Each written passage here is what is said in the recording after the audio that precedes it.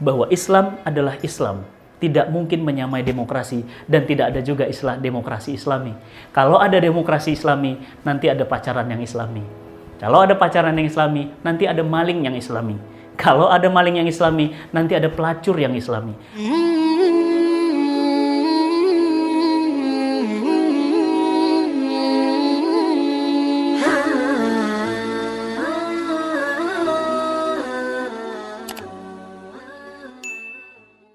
Assalamualaikum warahmatullahi wabarakatuh. Sahabat cinta Quran yang dirahmati Allah. Sekarang kita akan membahas tentang demokrasi.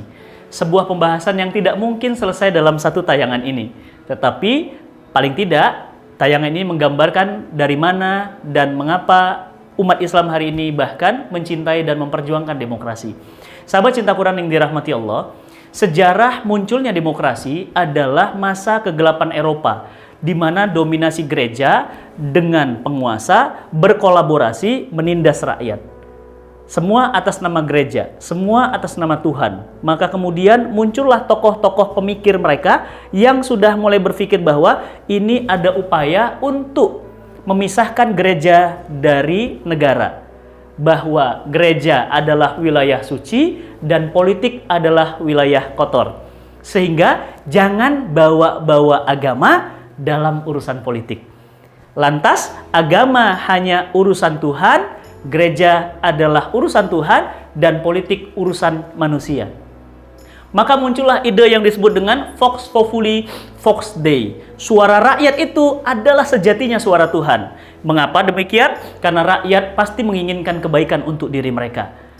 Nah, fatalnya demokrasi ini diekspor ke negeri-negeri umat Islam dan umat Islam menerimanya dengan alasan demokrasi adalah mirip dengan Islam. Contoh, di dalam demokrasi ada prinsip yang disebut dengan musyawarah, dengan prinsip diskusi, dengan prinsip rembukan. Maka di dalam Islam pun sangat menjunjung tinggi yang namanya musyawarah. Karena dalam demokrasi ada musyawarah, dalam Islam juga ada musyawarah, maka mereka mengatakan demokrasi berasal dari Islam. Masya Allah.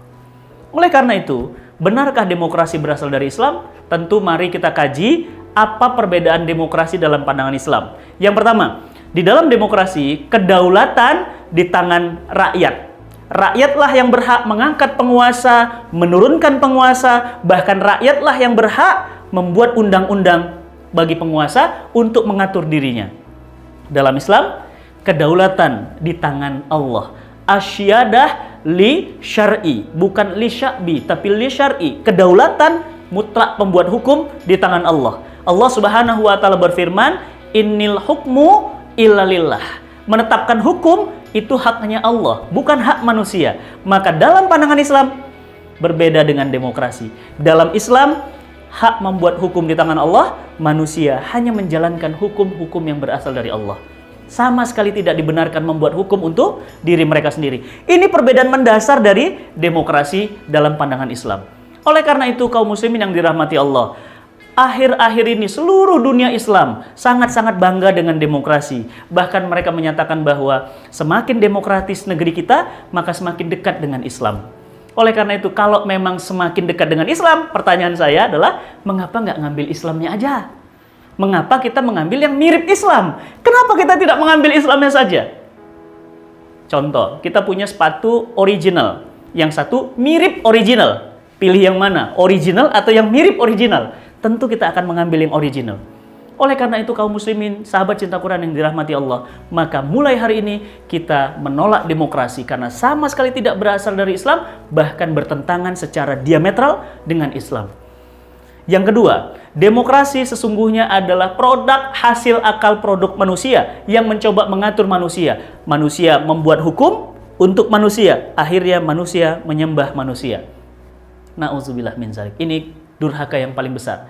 Kriminalitas yang paling besar. Ada Tuhan selain Allah, yakni Tuhannya adalah sang pembuat hukum yang mereka sebut sebagai wakil rakyat. Yang kedua, mungkinkah demokrasi mampu mengatur manusia? Ternyata tidak. Bahkan di negara yang paling demokratis itu sendiri pun tidak demokrasi. Contoh, Amerika Serikat. Kita lihat, katanya negara yang paling demokratis.